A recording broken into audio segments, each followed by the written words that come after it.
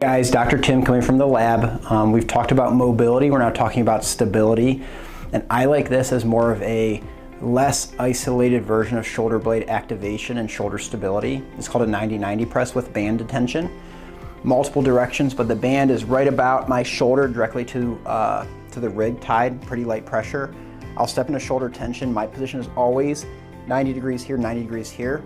Once I have appropriate tension, my shoulder blades are down and back.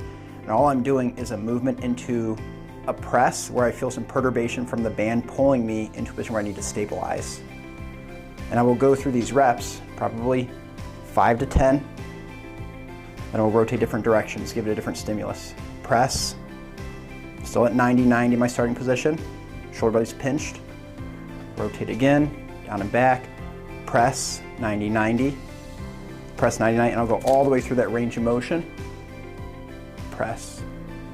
It's a great shoulder warm-up, and it gives me a perturbation in terms of I'm still in that pressing motion, but that band's pointing in different directions, really forcing me to stabilize my shoulder. That's a great exercise to add in, either as a warm-up or it's almost like a prehab drill. That'd be great for the shoulder, related to overhead pressing, strength and stability, almost to complement the mobility stuff. The mobility stuff's good in giving you range of motion, but this is necessary to keep you pain-free and healthy inside of athletic endeavors.